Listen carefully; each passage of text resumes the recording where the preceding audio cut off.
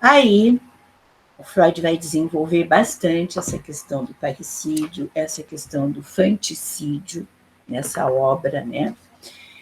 E ele vai pender por algo que, assim, eu achei muito, muito interessante. Ele vai pender por uma questão que ele vai falar da dupla, esse casal. Então, o que acontece aqui, né? O Freud, ele tem uma sacada, né, com essa coisa do casal parental, que o casal, ele acaba fazendo uma cumplicidade subjetiva, que muitas vezes, né, algumas pessoas escreveram assim, onde eu pesquisei, mas não era da ordem da psicanálise, era de outro, assim, eles eram um casal que de fato se amavam, mas a ambição os destruiu. Já não concordaria muito com isso, porque a psicanálise vai entrar por um viés que seria, assim, essa cumplicidade subjetiva dos casais, né? Que a gente pode depois dizer, puxa, como eles se amam, né? Mas olha a cumplicidade subjetiva. O que é isso, cumplicidade subjetiva de um casal, né? Então, essa dupla parental. Vejam que no começo, quem assistiu o filme, no começo, ela é a forte, ela é a mentora, ela instiga, ela vai dizer, você é um covarde, se ele começa a oscilar, lembram que a gente falou? Ela vai dizer, você é um covarde, você tem que fazer, ela instiga ele, e à medida que por ela, ela vai inclusive ameaçar o amor deles, nunca mais você será meu homem, enfim, ela vai usando palavras que vai ameaçando a relação deles, e ele vai lá e cumpre o ato, passa o ato, ele, né, cumpre o ato. Bom, a partir daí, ela começa também a fazer uma derrocada e vai ficando muito frágil. Ela começa num delírio, né? Ela entra num estado de psicose mesmo, porque ela enxerga manchas de sangue, ela não consegue mais, ela lava as mãos, ela vai enlouquecendo, e ela sucumbe na loucura. E ele vai ficando cada vez mais cada vez mais terrível, ou seja, na balança, né, ela vai diminuindo e sumindo e enlouquecendo, e ele vai ficando cada vez mais, assim, sangue pelo sangue, ele viu que não dá mais para parar. Então, esse tipo de casal, às vezes, não é só lá na Idade Média, no ano de 1500, não, é muito comum você encontrar, né, às vezes, na clínica, você encontra casais que horas, né, tá lá o maridão muito forte, daqui a pouco ele vai ficando muito filho, ele só faz aquilo que aquela mulher, ele não age mais por ele, ela vai pegando um espaço, vai tendo um espaço ali nessa relação, e ele passa, inclusive, a chamá-la de mãe, e às vezes até o prato da comida ela põe na mesa para ele, ele vai tomar banho, ela leva a roupa que ele tem que vestir, é muito comum. Ele era o forte, ele era... e aí os papéis vão se invertendo nesses casais, e o Freud vai dizer que isso é um fato que está muito marcado nessa peça, e aí ele vai trabalhar isso de uma forma assim, né, no comportamento do humano, não sei se a palavra comportamento entra muito aqui, mas ele vai falar isso de uma forma assim, bem interessante, trazendo isso para a psicanálise, né? O que ele vai dizer aqui sobre essa questão? Por quê?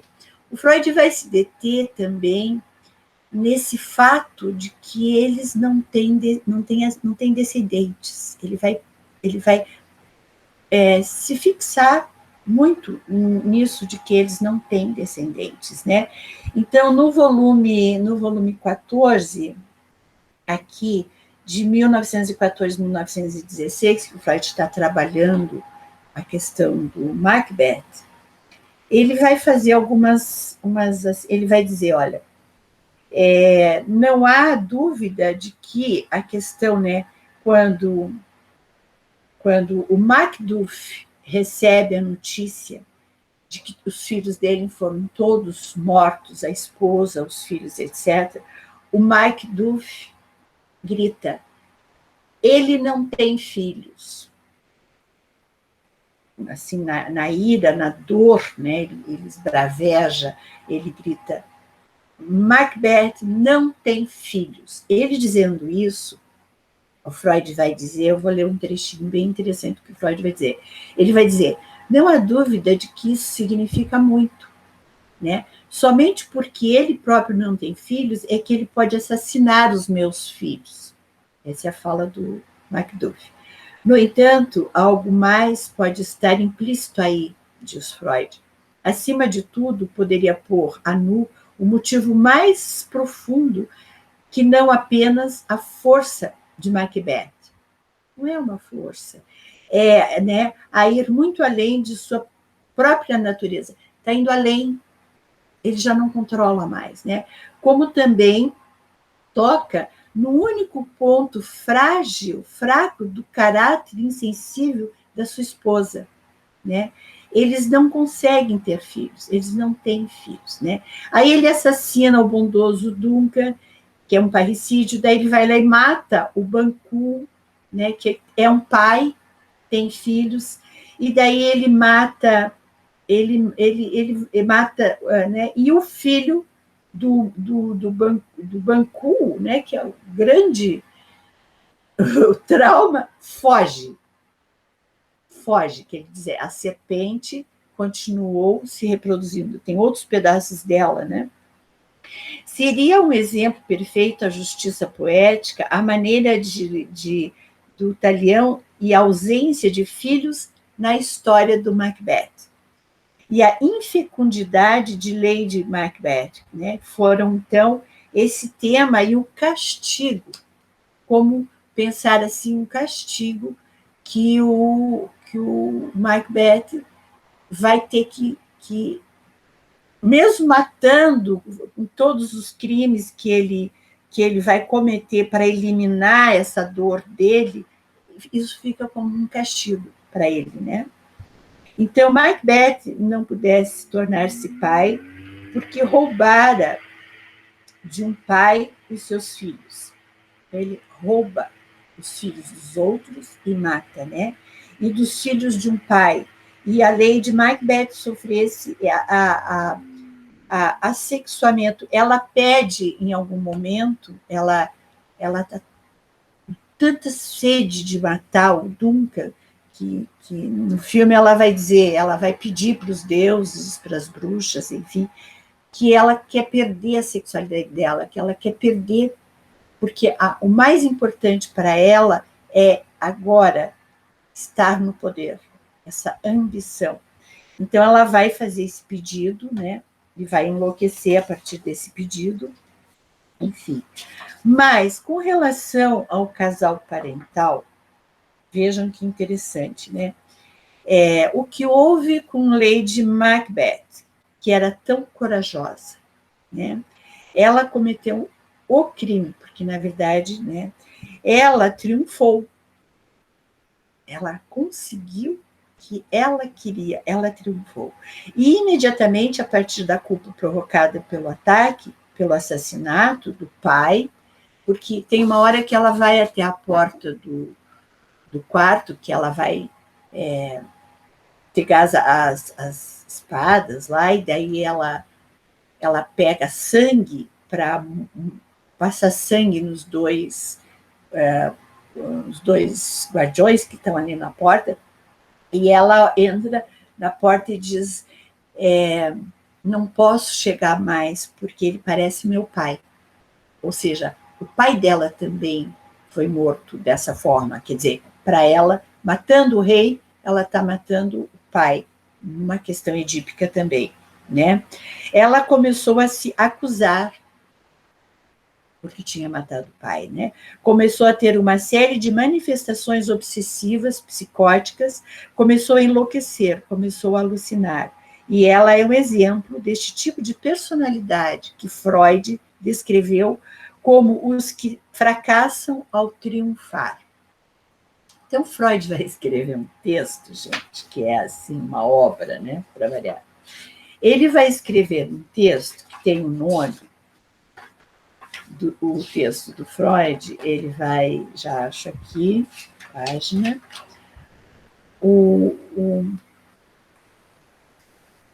Os Arruinados pelo Êxito.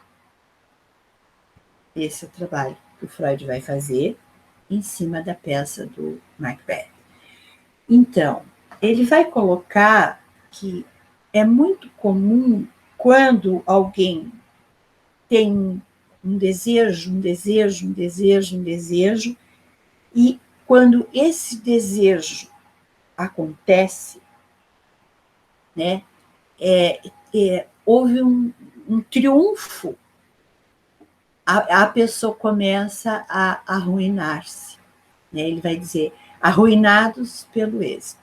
A pessoa queria, ou ela adoece, ou ela enlouquece, ou ela vai destruir tudo.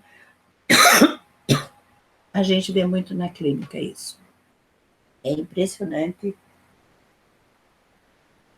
Mais uma vez falando aqui como Shakespeare, né, é atual. É impressionante. E ele né, eu não sei quem foi que escreveu que o Freud, que o Shakespeare era o Freud era o Shakespeare, que os dois tiveram algum encontro em algum outro espaço, né, de uma forma mágica, porque é impressionante, assim, como a questão, né? Então, seguindo aqui, ela é um exemplo deste tipo de personalidade que Freud descreve como os que fracassam ao triunfar. Quando chegam ao êxito, arruinam, né? Que é exatamente o resultado de um conflito edípico mal resolvido, ou seja, a vitória sobre o pai. Né, a criança, né, também a menina, tem toda essa, que linda essa foto, né? Essa foto é do filme mesmo. Essa foto é do filme. Toda isso de superar o pai, ou de superar a mãe, sabe? De superar o grande outro, de superar. E quando isso atinge, quando isso chega, tem às vezes uma culpa, né? Aí a vitória sobre o pai, sobre a mãe, sobre um representante em quem competiu, porque essa pessoa competia, a partir daí não poder tolerar a nova situação que está se desenrolando agora. Então, o Freud vai desenvolver todo um trabalho maravilhoso sobre esse, né, isso que leva as pessoas a... E ele vai atribuir, né, isso a essa questão de uma culpa inconsciente, como se estivesse traindo, digamos assim, eu não quero ser igual minha mãe, eu não quero ser igual, repetir os erros, eu quero ser, né, eu quero ser igual meu pai, quero superar meu pai, enfim, e batalha, e tenta e consegue, né? Depois que consegue, a pessoa entra em derrocada, ela não consegue sustentar aquilo que conseguiu. Olha que coisa incrível, né? O Freud vai atribuir isso a essas questões do complexo, né? Complexo de Édipo, dessa culpa, porque mesmo o pai estando vivo, a mãe estando viva, mesmo assim, ela mata a mãe, mata o pai, porque superou, simbolicamente falando, né? No caso da peça, eles cometem o ato, eles matam de fato, chegam a esse êxito, a essa ambição, né, de serem os reis, a rainha, de habitarem no castelo e tal. E isso os enlouquece. Isso vai deixar com que eles não suportem esse lugar, né, simbólico, hoje simbólico, no caso do Macbeth, da Lady Macbeth, no caso de fato, né? Aqui eu separei mais uma coisa muito interessante, sobre a dupla, voltando a esse casal, essa dupla, né, que faz esse casal, que um vai fazer quase essa cumplicidade ali, né, esse jogo, o jogo da relação. Então, nesse trabalho de 1916, que é esse trabalho que eu estou falando aqui, que o Freud escreveu, então aqui tem uma passagem de um autor muito conhecido, o Freud vai falar desse Ludwig Jekyll, né, tá na obra ali, está no livro, que cita a existência de uma dupla. Segundo ele, não se pode entender Macbeth sem Lady Macbeth. Não existe, eles são um só. Olha que coisa incrível. E aí que as pessoas chamam a minha outra parte da laranja, outra parte de não sei o quê, se a gente não for um, a gente não é um casal, quer dizer, grande engano, né? A coisa não é bem assim. É o amor, o meu amor. Bom, esse é um outro tema muito interessante que um dia a gente pode desenvolver. Então, um não existe sem o outro, né? Assim que se trata de um mesmo protótipo, se trata de uma figura tipo Juno. Juno, que seria Janeiro, né? O deus Juno, que vai as duas faces, né? Tem as duas faces. As duas faces de uma mesma figura. O que Macbeth temia em seus tormentos de coincidência realiza-se nela e se torna todo remorso, enquanto o marido se torna todo desafio. Antes ele estava em dúvida, estava cheio de remorso. Aí depois inverte, ela fica cheia de remorso e ele vira o poderoso, sanguinário Macbeth. Por que Freud disse isso? Porque ambos têm uma dinâmica contínua, a dinâmica dos casais. Não é isso? E também poderíamos entender o funcionamento desse casal através do mecanismo da identificação projetiva, em que um coloca partes suas no outro. E sucessivamente são desenvolvidas, né?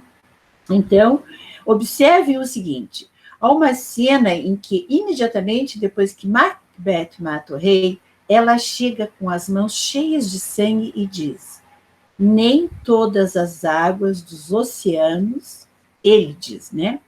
Ele chega com as mãos ensanguentadas, né, e diz: nem todas as águas dos oceanos de Netuno conseguirão limpar as minhas mãos. Né? E ela fica depois o tempo todo limpando, dizendo que essa mão estava suja. É como se fosse a mão dele, a mão dela, a mesma mão, né? E daí ela vai dizer para ele, né? Ela vai lavando obsessivamente as mãos, né? E diz aquelas célebres frases: nem todos os perfumes da Arábia conseguirão purificar essas mãozinhas. Ela vai repetindo, repetindo e repetindo muito isso. No início da peça, Macbeth funciona como uma criança frágil, ele funciona assim, ela quem diz, ela quem manda, como se ela fosse a mãe. Em vários momentos, ela o insulta, ela o encoraja, ela diz que ele é uma criança, que ele é um sujeito que não tem coragem, que não tem valor, etc.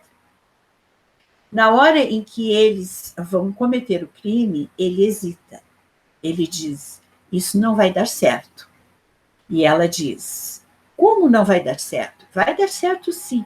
Vai lá, ela diz. Não seja covarde.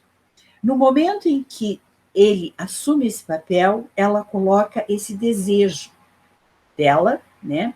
Essa ambição, essa crueldade, esse espectro agressivo, mal, destrutivo dela, assumindo também o dele. Dentro da mente dele, eles começam a fazer uma modificação. E ela perde essa parte da sua própria mente e agora deposita ao marido. É ele agora, né? Em seguida, Lady Macbeth vai enfraquecendo, vai enlouquecendo e acaba se matando. Enquanto Macbeth se torna a figura forte, a figura que apresenta agora os desejos do casal. Isso é Freud, gente. Freud né, vai seguir essa linha, né? E aí ele começa a matar todos que a gente já viu aqui, né? Essa loucura que ele entra e segue por essa via desmedidamente enlouquecido, matando, e que eu acho que o que o Victor Hugo coloca, que eu acho muito interessante, não é mais por ambição. Não é mais por ambição. E daí ele vai recomendar, olha, cuidado, né, essa fome na mordida da maçã. Aí eu gostei, né, porque o Victor Hugo vai até lá, o Gênesis vai até a questão do Adão e Eva e vai falar desse, uma vez que foi mordida a maçã, nós estamos até hoje, né? Também tem a questão do sexo, etc, etc, etc. Mas, então, o Lacan, ele vai desenvolver um trabalho maravilhoso que é sobre a loucura a dois.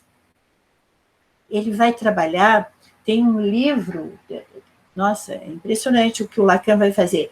Ele vai trabalhar a loucura a dois, que ele vai trabalhar um caso real que aconteceu em Paris, acho que em 1930, 1932, uma coisa assim, chamada As Irmãs Papin. Eu até recomendo, é um filme que foi feito, mas foi um caso real, de duas irmãs que vão ser empregadas domésticas na casa de uma mulher de classe média alta, tem uma filha, e elas são duas irmãs que estavam internadas, meninas que ficaram órfãos de uma vida bem precária, vão ser empregadas domésticas na casa dessa senhora em Paris. E essa senhora é muito cruel com as meninas, com empregadas, e terrível assim, e elas acabam fazendo uma cumplicidade assim entre irmãs, que inclusive elas moram no quartinho da casa, dormem juntas e elas mantêm relação sexual. Elas mantêm relação sexual e elas vão enlouquecendo. Elas vão enlouquecendo ao ponto de um momento as duas são uma só. E ele vai dizer loucura dois, uma vai passando a loucura dela para outra e elas matam de uma forma assombrosa as duas patroas, a filha e a mãe, de arrancar os olhos, de uma coisa assim terrível. E o Lacan entrou nesse caso e ele fez um dos primeiros trabalhos dele de psicanálise voltado a esse caso, com questões políticas não, desculpa, por questões judiciais, de prisão, de cadeia, enfim. Ele vai trabalhar esse caso como a loucura a dois. Olha que coisa interessante. No caso aí, são duas irmãs que mantêm relação sexual. Tem até um filme chamado Irmãs Papin. Não é um filme fácil de achar, mas ele tem todo um trabalho dessas cumplicidades, nesse caso já de uma loucura, né? Paranoia, uma psicose gravíssima. Né? Bom, mais um pouquinho, daí a gente vai encerrar. Tem uma questão aqui muito interessante sobre esse ideal, né, que é uma versão bem psicanalítica aqui, que é a questão desse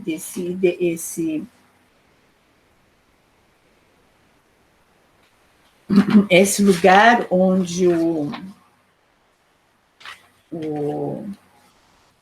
uma interpretação psicanalítica mais voltada pela questão do supereu, né, que vai afastar a questão do desejo, né, que não é pelo desejo, mas é um supereu, né, que está ali no comando, que eu achei muito bom quando eu li, e eu vou falar aqui um pouquinho para a gente já começar, se alguém tiver alguma pergunta, né?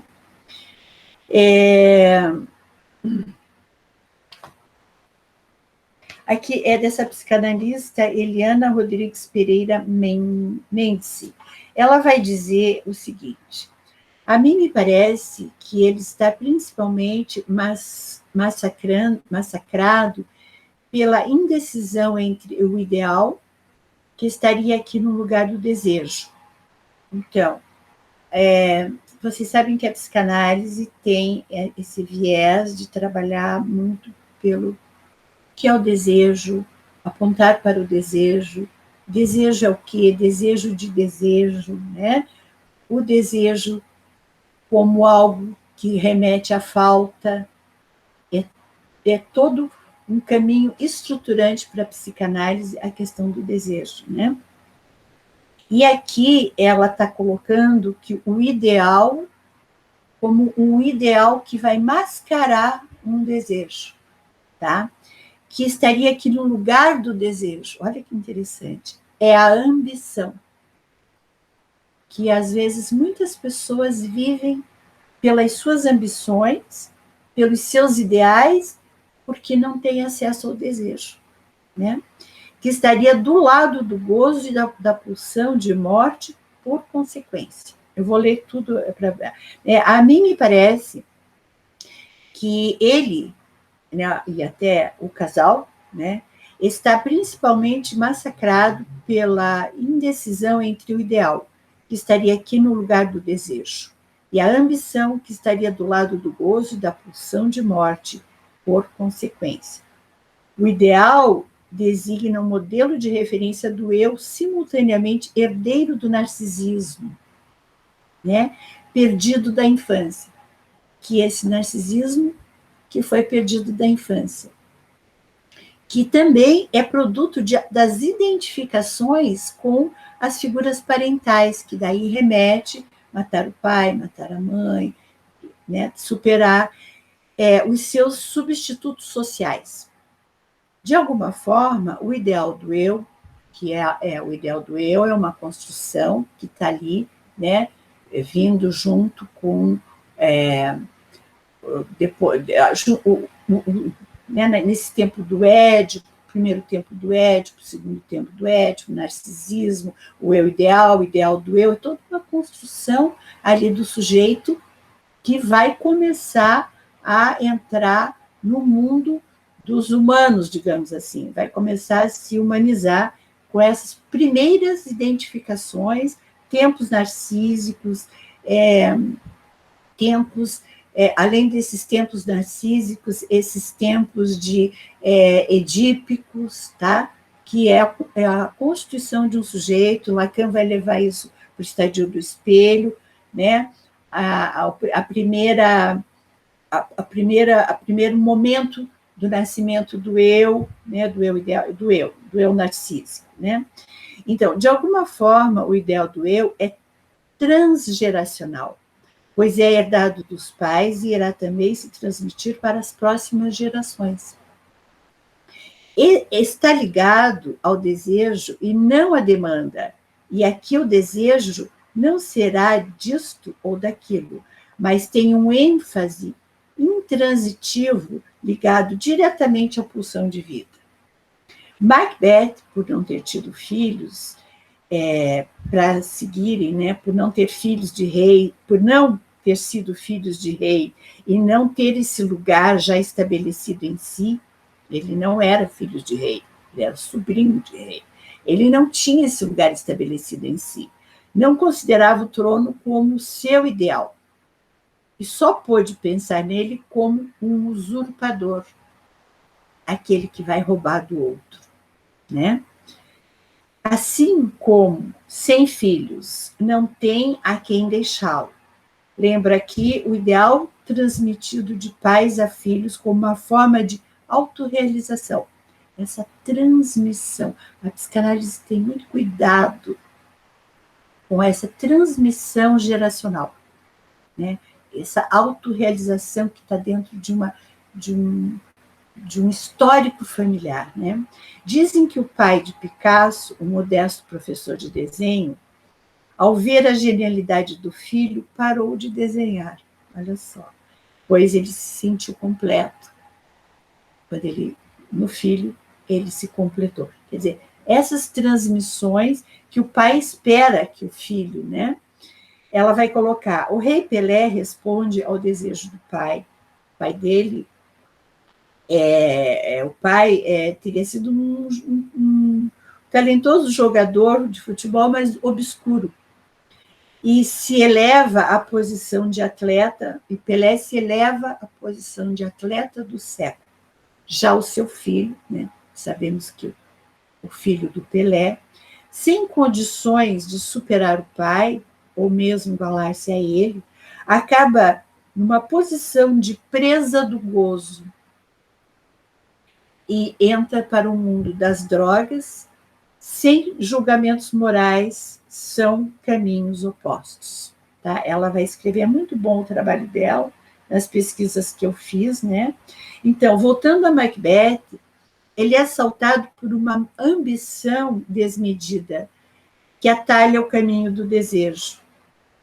Então, a ambição vem para mascarar, para fazer um atalho no caminho do desejo. Essa ambição é a cobiça, é a estupidez, é a usurpação, é o desmedido do gozo, que não conhece limite e que o empurra para a destruição final. O amanhã não existe. O tempo tem de ser sorvido vorazmente, que é isso que a Melanie Klein vai falar, né? Isso dessa voracidade, numa fluição maligna que tudo arrasta, numa vertigem sem barra. Todo desejo inclui algum do gozo, alguma coisa do gozo, e toda satisfação é marcada pela falta, não é jamais absurda. Então,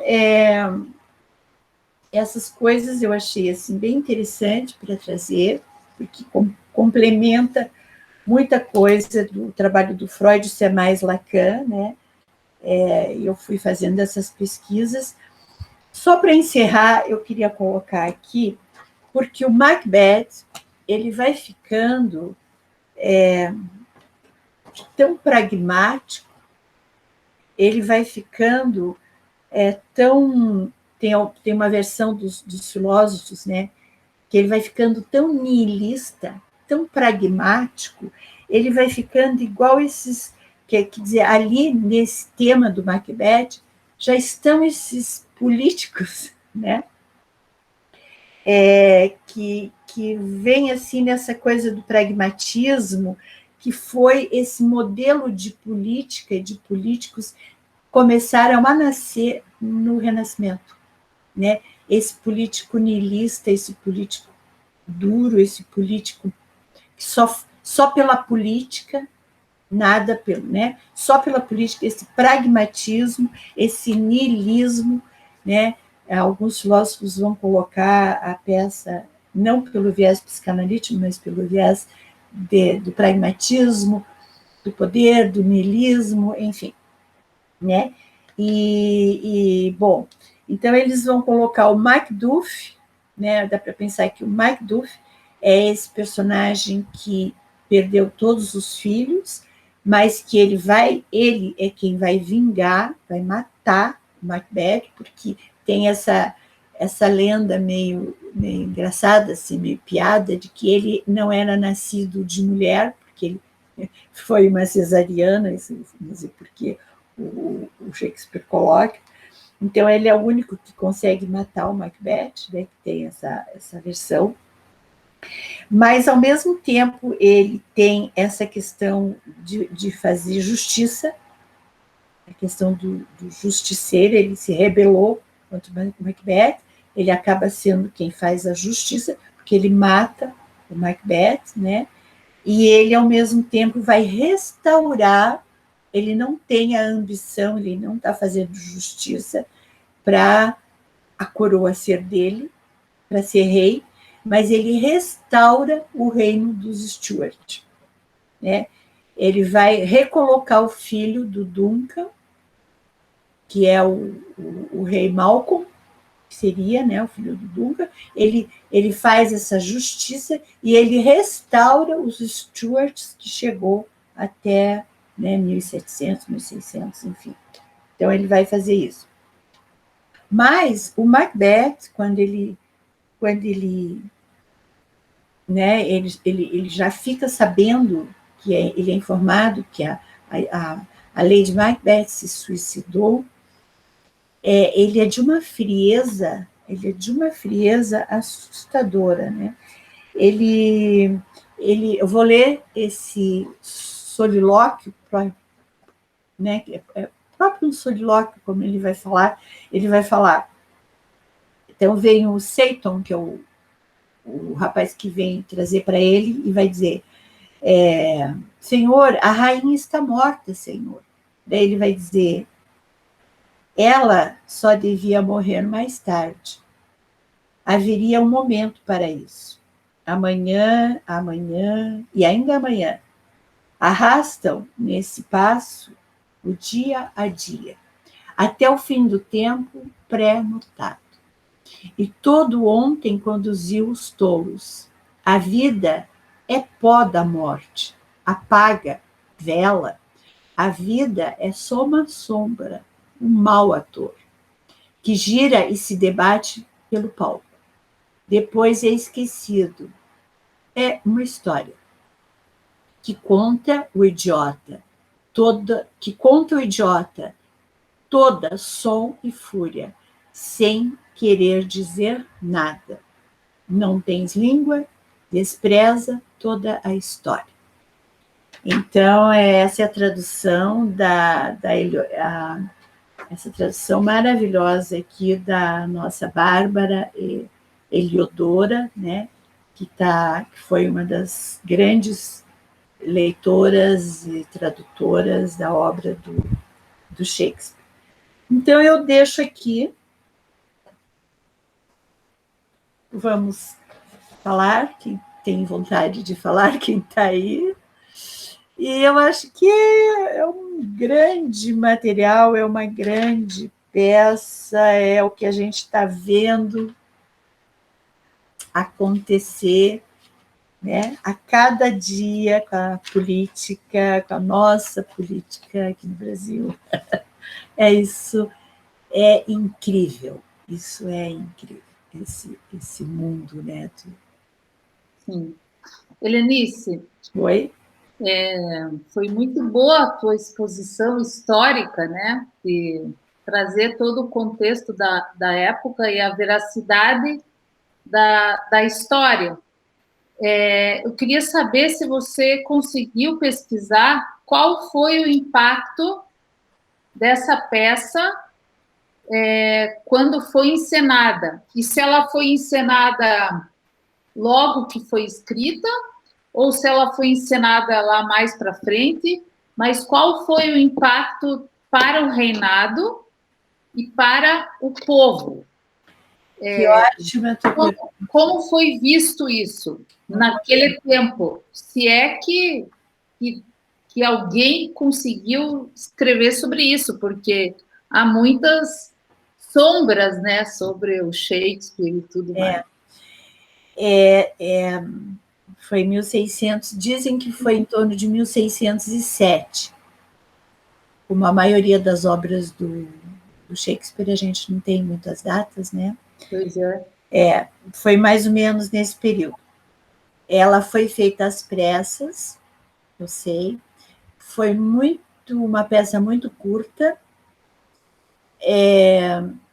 Havia esse cuidado muito grande do Shakespeare de não se expor como católico, porque se ele se expusesse como católico que ele era, a família dele católica, a filha dele católica, e ele fazendo essas histórias católicas lá em Stratford, ele poderia ser mais uma vítima do rei Jaime I. Então, a artimanha que foi criada, porque, inclusive, na peça original e no filme do Orson Welles, tem uma questão de bênção, de um jesuíta abençoando, tem uma questão de igreja. Eu não entendo como que isso... E algumas pessoas que eu escutei falando sobre também acharam assim muito interessante, e ele trazer esse maligno Macbeth que para fazer um paralelo, quase como um presente ao rei, que era um rei protestante e que foi um rei assim horroroso para a Inglaterra, esse Jaime, embora ele tivesse feito essa união que já era tão sonhada, né? Era sonhada pelo Henrique VIII, que ele queria casar o filho dele com a Mary Stuart, já quando nasceu, fazer esse trato de casamento para fazer essa união da Escócia. Enfim, nunca, isso levou mais quase 70, 80 anos para acontecer, e o Shakespeare traz essa versão dessa peça. Eu não sei responder a tua pergunta, porque eu sei que foi encenada nesse episódio desse evento para o rei da Noruega, que estaria, inclusive tinha até o nome desse rei da Noruega, mas agora eu não me lembro. Que viria ali para visita. Não sei se essa peça foi encenada muitas vezes mais. Eu gostei muito da tua pergunta, e eu acho que até vou ficar te devendo isso, porque agora é uma curiosidade que eu fiquei. E se isso, qual foi a reação do público? O que eu sei é que o Shakespeare estava muito preocupado, isso assim parece que de fato, porque esse que eu citei, deixa eu ver o nome dele aqui de novo, ele já tinha, esse foi em 1700 que o Freud vai pesquisar nele, que ele vai trazer aqui o nome dele, desse Kelser, que era um cara que fez um estudo sobre a peça em 1700, e ele vai falar da questão do casal, onde o Freud vai se basear para fazer o trabalho do casal e tal, que foi assim, como que o Shakespeare conseguiu colocar. Tem horas que eles fazem o sinal da cruz, tem horas que tem algumas bênçãos. O Macduff é abençoado pela Igreja Católica como cristão, como católico, e o Jaime assistiu tudo isso. Então, eu não sei qual foi a reação. Quer dizer, num primeiro momento, ela teria que ser uma peça que homenageava, uma homenagem ao novo rei, porque ele estava iniciando, né? A Elizabeth morreu em 1603, a peça deve ser 1606, não sei. Ali ele estava começando, mas já tinha mandado matar muita gente. Ele já tinha assim. E o que eu sei é que, assim, por outros canais, até porque pelos nossos estudos de Hamlet, né? Os teatros fecharam por causa da peste. Uhum. Quase 100 anos. Por quase 100 anos. Os teatros fecharam, ali foi assim, o Shakespeare volta para Stratford, e é uma das últimas peças dele. Ele vai fazer ainda A Tempestade, como quase uma despedida, que vai ser uma das que eu vou apresentar aqui. É uma despedida dele, assim, das últimas peças dele. É essa do Macbeth, e ele vai fazer mais, eu acho, a Tempestade e tal, e depois ele volta para Stratford. Então, o teatro acabou. Sim. Eu não sei se isso tem a ver com essa peça não ter sido encenada mais vezes, pode ter sido isso sou eu que estou conjecturando aqui. Sim. Ou se essa peça, qual foi a repercussão? Porque teve uma outra linha que eu pesquisei de filósofos, que também, né? Os filósofos entram por esse viés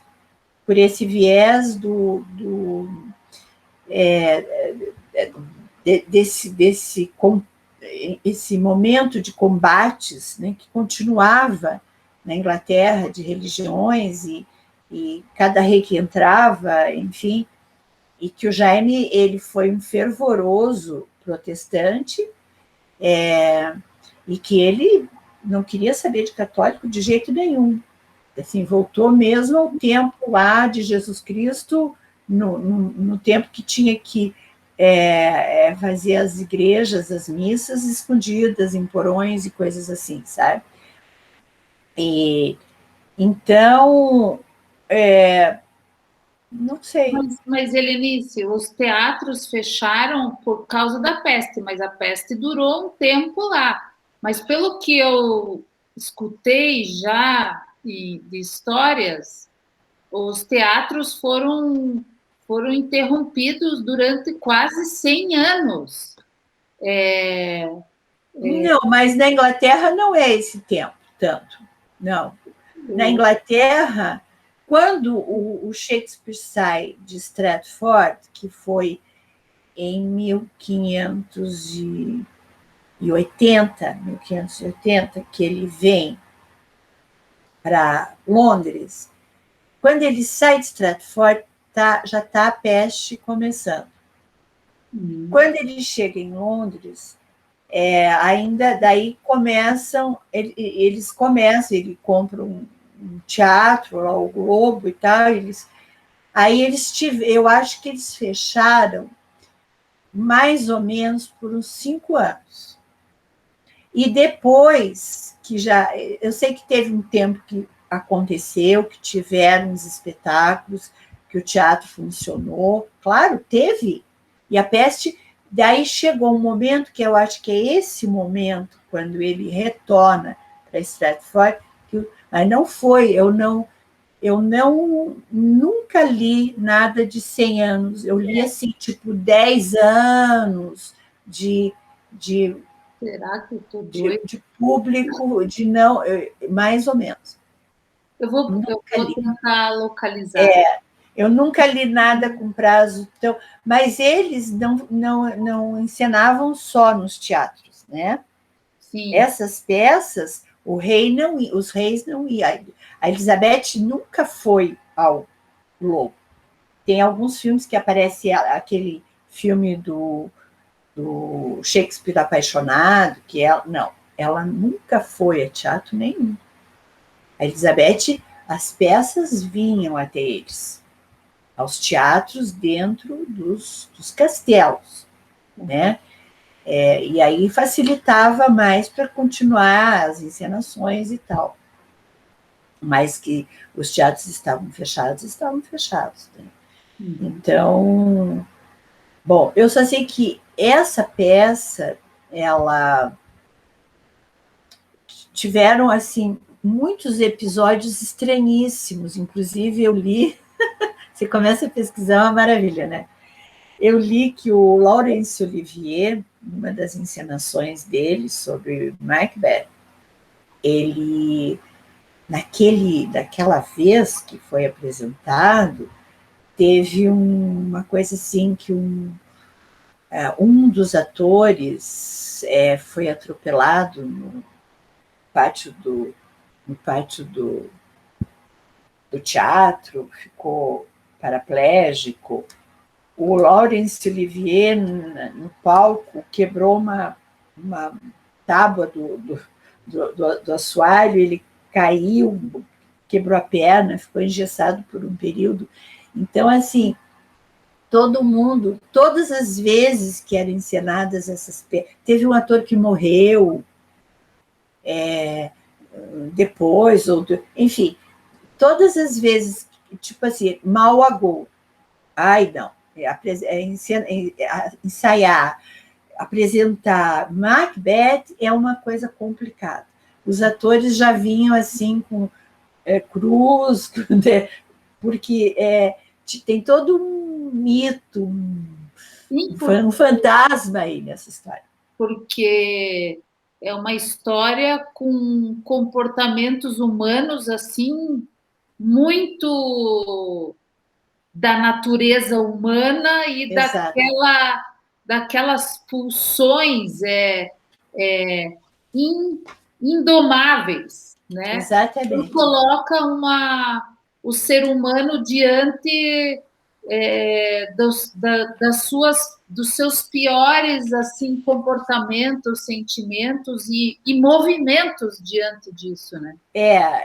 O que daria para pensar, que o Freud também vai tocar, é que tudo isso, essas pulsões, bem como você está falando, tudo isso que essa voracidade, essa maldade, tudo isso que está em Macbeth é da natureza humana. Nós temos isso. Então, assistir essa peça gera muita angústia e as identificações, porque o humano, ele é isso. Sim. Ele é esse composto de rivalidade, de ambição, de voracidades, de desejo de matar, de desejo de usurpar. Tudo isso é nosso. Isso. E a gente tem todo um social, mas nos nossos sonhos, nós sonhamos com tudo isso, né? Nos nossos sonhos, nós sonhamos. Aí que tá, né? O inconsciente está ali se revelando-se, né? E é isso, então, está em nós. Então, o Freud é bastante coisa que o Freud escreve, assim. Freud vem falando disso, né? Inclusive, essa questão das bruxas, essa questão da feitiçaria, será que eles, de fato, encontraram, ou foi depois da vitória, depois dele ter sido condecorado, ele já não veio com esses pensamentos que ele chegou aqui, mas que ele queria chegar a mais, que ele podia, né? Então, será que não foi uma visão, uma alucinação, aquelas 3 mulheres que previam, e como ele já sabia que ele não ia ter filhos e que ele não tinha filhos, então não sabe, que isso está no humano, por isso que é isso, né? Shakespeare está aí, está até hoje. Né? É isso, não tem. Aliás, está me ocorrendo agora que o fato da aparição dessas 3 bruxas pode ter sido um delírio. Mas é isso que eu estou falando. Uma alucinação. Mas aí o Bancu também viu, escutou, mas o Bancu também vinha. Dois. Não, mas às vezes pode ser a 2. Pode. A alucinação, os 2 vinham numa vitória. Sim. Os 2 ambicionavam esse lugar de o rei, de serem rei, né? Mais difícil daí, né, Elis? Não, não é. Os dois ali. Não é difícil. Não, não é, Cláudia. Não é difícil. Acontece. Então, assim, vamos delirar juntas, então, para projetar o nosso grupo de leitura. Não é difícil. Tem famílias que são completamente delirantes, assim, né? Você vê pessoas que estão ali num grupo, né? Não é difícil. Não é difícil. Isso acontece, sim. Então, pode ser. Agora, quando você é muito legal, sabe? É vibrante. Quando você começa a estudar, ler, pesquisar, assistir Shakespeare e as coisas dele, e quanto as pessoas ainda estão voltadas para ler Shakespeare, para escrever, para estudar, é maravilhoso. É maravilhoso. Você faz isso muito bem. Mas então é isso, né? O que eu quero deixar aqui, porque esse material vai para o YouTube, né? Que eu vou repetir então, que é Helenice Milani, psicanalista, está lá no YouTube. Queria pedir para que vocês se inscrevessem no canal, dessem seu likezinho, compartilhasse, trouxessem questões para que a gente continue conversando sobre isso. Também no Instagram, Helenice Milani, no Instagram, no Facebook também, com Helenice Milani, psicanalista, né? E é isso, né? Estou esperando aí as compartilhações, o povo que se inscreva, para a gente poder dar uma força aqui para o canal, tá bom? Cláudia, muito obrigada, mas a Luana que está ali, a Milena, o Bernardo que estiveram aqui conosco, e o nosso próximo, então, mas ainda está aí? Mas vai ter que... Estou sim. Mas o nosso próximo, que dia que será? O nosso próximo encontro no dia 26 de abril, Mercador de Veneza, né? 26 de abril, Mercador de Veneza. Nós seguimos, então, com Shakespeare até o final desse semestre. Gente, um beijão. Boa noite. Alguém tem mais alguma pergunta? Eu estou vendo a Luana tão quietinha ali. Acho que não, né?